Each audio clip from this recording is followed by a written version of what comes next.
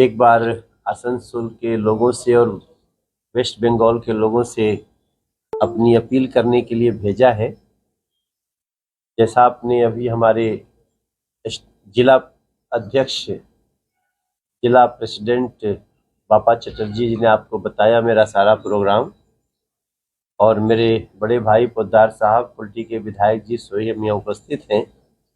हमारे साथ मनीष कश्यप जी भी हैं, जो सन ऑफ बिहार के नाम से भी चर्चित हैं और एक सोशल मीडिया इन्फ्लुएंसर से शुरू होकर के आज वो बीजेपी के एक बहुत सम्मानित नेता हैं। अभी अभी उन्होंने बीजेपी ज्वाइन किया है।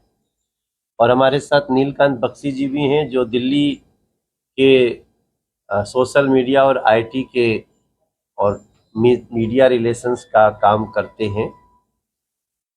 दोस्तों, आप सबको पता ही है, ये देश का चुनाव है। ये चुनाव निगम का या स्टेट का नहीं है। ये चुनाव है देश किसके हाथों में रहेगा, और देश मजबूत हाथों में रहेगा या मजबूर हाथों में रहेगा, ये देश के लोगों को डिसाइड करना है। नरेंद्र मोदी जी ने इतने सारे कार्य करने के बाद, आप अक्सर जो हमारे नेता आते होंगे, हमारे प्रवक्ता आते होंगे, आप बहस आपके चैनलों पे जो करते होंगे, और थ्रू आप सब विद्वान मीडिया के मार्फत में आसनसोल के लोगों से और पश्चिम बंगाल के लोगों से भी बोलूंगा कि आप रोज ही सुनते होंगे कि इतने घरों में इज्जत घर बन गए, इतने घरों में उज्ज्वला गैस कनेक्शन हो गया, 48 करोड़ लोग बैंकों से जुड़ गए, लोगों को फ्री ऑफ कॉस्ट राशन मिलता है, और इसमें हिंदू मुस्लिम नहीं होता है, उसमें कोई जाति धर्म का भेदभाव नहीं होता है। तो इसके बावजूद भी, जबकि इस मुझे जो पता है, अभी इस आसनसोल में बर्नपुर सेल ने लगभग 30,000 करोड़ रुपए का एक प्लान दिया है, जिसका फायदा कुल्टी को भी मिलेगा और पूरे क्षेत्र को। आप ये भी जानते हैं कि यहाँ भी एक फ्लाईओवर है, कल्याणपुर फ्लाईओवर, जो 80% लगभग हमारी जानकारी में, क्योंकि मैं standing committee road transport culture का भी सदस्य हूँ, तो वो लगभग 80% पूरा हो चुका है। बहुत जल्दी मिल जाएगा आप लोगों को। सेल 50%, रेल 50%, आप सबको ये सब पता है। फिर भी पीएम कह रहे हैं कि ये तो अभी ट्रेलर है, विकास की सर्वोच्च ऊंचाई तो अभी हमें आगे पाना है। तब हम पश्चिम बंगाल के लोगों से बोलेंगे, जब मोदी जी से कहीं एक पीछे इंटरव्यू में कहा गया कि मोदी जी 2024 तो आपका है, अब आप 2029 की तैयारी करिए, तो मोदी जी ने मुस्कुराते हुए कहा, मैं तो 2047 की तैयारी कर रहा हूं। इस विजन क्या है? 2047 तक इस देश को विकसित बनाना, प्रत्येक व्यक्ति का पर कैपिटा इनकम बढ़ाना और इस देश को सुरक्षित रखना। आज भी जब मैं आपसे बात कर रहा हूं, एक थ्रेट आया है, बहुत लंबे समय बाद ही आया, कि आतंकवादी घुसेंगे, इस चुनाव में गड़बड़ी फैला सकते हैं। आज हेडलाइंस चल रही है, लेकिन अब उनको भी पता है कि आतंकी सोच रखने का भी हश्र क्या होता है। आज उनके स्केच वगैरह सब आ गए हैं। तब मैं आसनसोल से प्रार्थना करूंगा कि ये देश की बागडोर सुरक्षित हाथों में रहे, सभी धर्मों का सम्मान हो, विकास भी हो और विरासत की भी रक्षा हो, और इसके साथ साथ हमारे सत्य सनातन धर्म की, उसकी भी जय हो। सभी धर्मों के सम्मान में ये बहुत बड़ी एक बात, और वो सब कुछ नरेंद्र मोदी जी के साथ हो रहा है। इसलिए मैं आज प्रार्थना करने जा रहा हूं। रोड पे भी जाऊंगा कि आसनसोल का भी सीट हमारे बड़े भाई अहलुवालिया जी, जो एक कमाल के व्यक्तित्व है, लोगों से जुड़े रहने का उनका बहुत बड़ा इतिहास है, कार्य को करवाने का तेजी से उनका इतिहास है, उनको जिताकर नरेंद्र मोदी जी के अब की बार 400 पार के इस माला में आसनसोल बहुत ऊपर रहे, इसका प्रार्थना करने में आया। है आप लोगों का, क्या एजेंडे में वो है? मैं तो सिंपली जानता हूं जिस जगह पे 30,000 करोड़ रुपए, अब मैंने सांसद के रूप में अपने क्षेत्र में 14,600 करोड़ रुपए लगवाए केंद्र की सहायता से और अपने स्तर पे। अगर हम एक लोकसभा में 30,000 करोड़ का प्लान देखते हैं तो उन्हीं खुशियों को हम देख रहे हैं जो आप कह रहे हैं। वो एम्प्लॉयमेंट को बढ़ाने वाला है, वो लोगों के बंद पड़े कारखानों को भी खोलने वाला है, क्योंकि 30,000 करोड़ रुपया ये बहुत बड़ा अमाउंट होता है। और जो ये खुशी मिली है उसके लिए मैं बहुत धन्यवाद देना चाहता हूं मोदी सरकार। लेकिन इसी लोकसभा में दर्जनों वर्ल्ड क्लास कारखाने बंद पड़े हैं, उनको खुलवाने का कोई प्रावधान नहीं हो पा रहा है।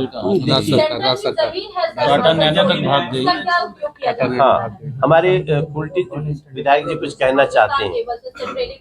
ये लेफ्ट फ्रंट के जमाने में भेंगे दाव उड़िए दाव उस समय सारे कारखाने बंद हुए।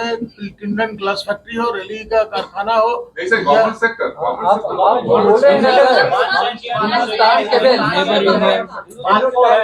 ये मोदी जी के रिजीम में एक भी कारखाना केवल बर्न स्टैंडर्ड इसी समय बंद हुआ है। मोदी जी के रिजीम में कोई कारखाना बंद नहीं हुआ। बर्न स्टैंडर्ड अभी नहीं हुआ है जी नहीं, बर्न स्टैंडर्ड हिंदुस्तान केवल एकदम उसी समय हिंदुस्तान दिया है। केबल्स आपके 14 के पहले बंद हो गया। बाबुल सुप्रियो ने बाबुल सुप्रियो ने प्रयास किया था, बाबुल सुप्रियो ने प्रयास किया था कि उसको रिहेबिलिटेट करें, मगर पहले बंद हो चुका है। मोदी जी के पहले बंद हो चुका समय चल रहा था सफाई का जी नहीं, उन लोगों को 6 महीने का नैनो भाग जाता है, मुद्दा टाटा नैनो भाग जाता है। मुद्दा ये है कि जब केबल कारखाना ऑब्सोलीट हो गया, आज फाइबर केबल चल रहा है, उस समय जो केबल चल रहा तो ऑब्सोलीट हो गया है।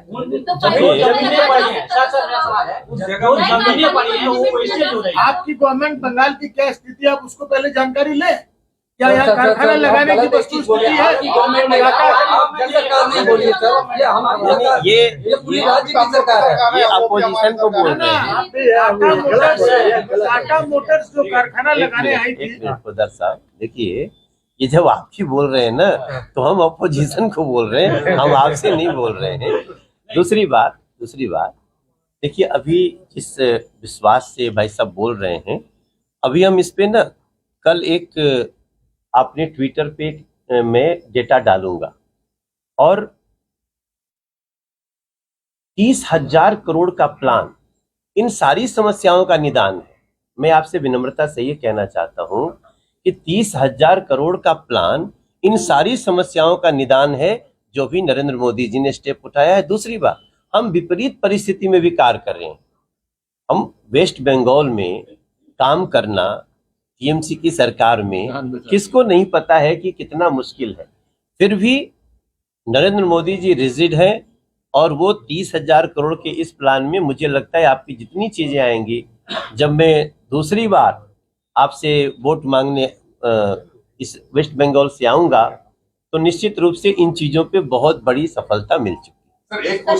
कंपनी निजी कॉन्ट्रैक्टर कंपनी काम कर रही है और जो लेबर्स उसमें दिए जा रहे हैं वो अनस्किल्ड होते हैं, तो उनकी जो सुरक्षा नीतियां है उसे साफ पर रखकर उन्हें काम करवाया जा रहा है, इस पर क्या कहेंगे?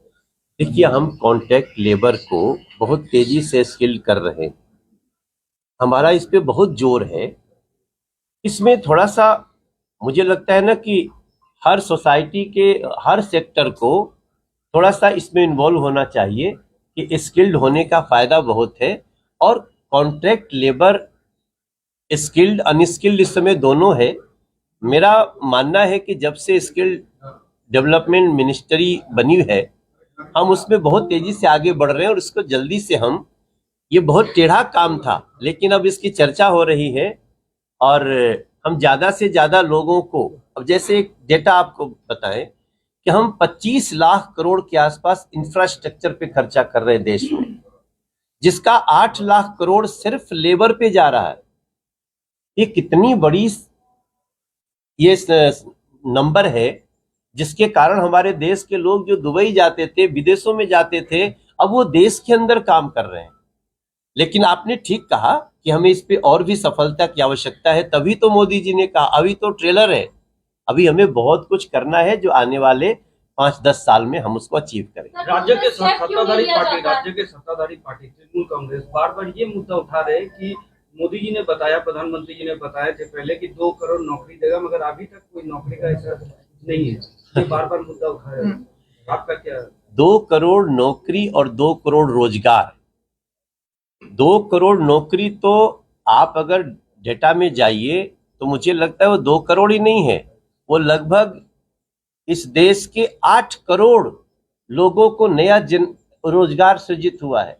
आप स्टार्टअप की थोड़ी समीक्षा करें, हम दुनिया में सबसे तेजी से बढ़ते हुए स्टार्टअप वाली कंट्री हैं, जहां लोग अपना रोजगार शुरू करते हैं और हम उसको ईंधन देते हैं। ईंधन मीन्स पैसे मुहैया कराते हैं। इस बार भी नरेंद्र मोदी जी ने एक संकल्प लिया है कि आफ्टर इंटरमीडिएट जिसको भी काम करना है 20 लाख रुपया ऑलमोस्ट ना के बराबर, मतलब जहां 10% पे, जहां पे 10% पे आपको इंटरेस्ट पे पैसे मिलते हैं, अगर 3.5% पे कोई सरकार आपको पैसे उपलब्ध करा रही है विदाउट एनी कोलेट्रल रिक्वायरमेंट, तो ये बहुत बड़ी बात है और हम उसके अंदर बहुत अच्छा कर रहे हैं। हमने एक अभी भी हमारे यहाँ जो लेबर की जो रिक्वायरमेंट है उसके मामले में बहुत कमी आ रही है। जो बहन ने कहा कि स्किल्ड कॉन्ट्रैक्ट लेबर्स, हम उसमें अपनी तैयारी कर रहे हैं और बहुत तेजी से हम उसमें बढ़ रहे हैं। ये हमारा अभी क्या है कि labour shortage cases shadow on export ही नहीं कर पा रहे, लेबर नहीं मिल रही है। ये सब सारी चीजें हैं। अब मैं उतना बड़ा अर्थशास्त्री तो नहीं हूं, मगर अभी तक जो हम सांसद के रूप में छोटी छोटी जानकारी हमारे पास रहती है, डिटेल कभी बात आप सब तो विद्वान है कर सकते। सर एक सवाल है शत्रुघ्न सिन्हा जी वो बोल रहे हैं बार बार कि 175 में ही निपट जाएगी भाजपा इस बार। देखिए, अब वो तो जैसा उनका परिवार होगा इस समय वैसे ही सोचेंगे। तो जो दूसरी तरफ वाले हैं वो तो 100 से ऊपर सोच ही नहीं रहे हैं, वो अपने ही सोच नहीं रहे हैं। और जहां तक बात रही, अब देखिए बात व्यक्ति की नहीं है, बात देश की है। अब हम व्यक्ति में थोड़ी जुड़े रहेंगे, हमारा किसी से व्यक्तिगत कोई शत्रुता नहीं है, लेकिन सनातन के शत्रुओं को तो रोकना पड़ेगा। अभी हमारे पश्चिम बंगाल में जो घटनाएं हुई उन पे किसी को भी तो हमने किसी सांसद को कुछ बोलते नहीं सुना। ऐसा अंधा युग में प्रवेश कर गया। राज्य के स्तर पे देखिए तो जो राज्य के स्तर पे ऐसा उधम मचा सकते हैं हिंसा और नफरत का, अगर ऐसे लोगों के हाथों में देश की बागडोर चली गई तो केवल कल्पना करिए कि क्या होगा। अभी तो संविधान का, कानून का चाबुक है, सही समय पे विपरीत परिस्थिति में ही सही कार्रवाइयां हो रही हैं। लेकिन अगर इन्हीं लोगों के पास ये देश की बागडोर चली गई तो पीछे भी जो होता रहे आपको पता है, हमको भी पता है। इसलिए मैं मानता हूं कि अब व्यक्ति की राजनीति नहीं रह गई इस देश में। कोई व्यक्ति है या कहें कि वो हमारे राज्य का है, वो हमारे स्वजातीय है, हमारे धर्म का है, अब ये देश का चुनाव इससे बहुत ऊपर चला गया है। क्योंकि जो लोग इंडी गठबंधन बना के हैं, जो घमंडिया गठबंधन भी कहे जा रहे हैं, उनमें से कोई भी प्रधानमंत्री बनने के लिए थोड़ी लड़ रहा है साहब। उनमें से तो बस मोदी को इसलिए रोको कि भ्रष्टाचार पे अंकुश लगा रहे हैं, मोदी को इसलिए रोको कि आतंक पे काबू लगा रहे हैं, मोदी को इसलिए रोको कि हमारी जो 30,000 करोड़ का प्लान आया, तो बाकी दूसरे की तो सोच होगी कि 30,000 करोड़ में जल्दी पहले 60% अंदर करिए। मगर हमारी सोच है, नरेंद्र मोदी जी की सोच है, एनडीए की सोच है, बीजेपी की सोच है कि ना, उस 30,000 करोड़ का इस क्षेत्र के लोगों को एक एक पाई का उसको फायदा होना चाहिए। इसलिए शत्रु जी हो या कोई हो, अब ये व्यक्ति की राजनीति नहीं रह गई है मेरे भाई, मैं दोनों हाथ जोड़ करके। और मैं यहाँ अपनी वेस्ट बंगाल के जो हमारे बंगाली भाई बहन है उनसे भी बोलना चाहता हूँ, उनपे ही मुझे उनके बहुत विश्वास है। और जे हमारा गांव के रहे वाला बाटे, जे हमारे क्षेत्र के जवार के रहे वाला बाटे, ओकरो से हम बोलता नहीं कि अगर अबहिनो हमनी के ई हमरा बोली के, ई हमरा राज्य के, ई हमारे भाषा के एकरा में रहल जाई तो धोखा हो जाई हमनी के संगे। ऐसे हम दोनों हाथ जोड़ के प्रार्थना करतनी, हमी प्रार्थना करছি। सर बोल रहे हैं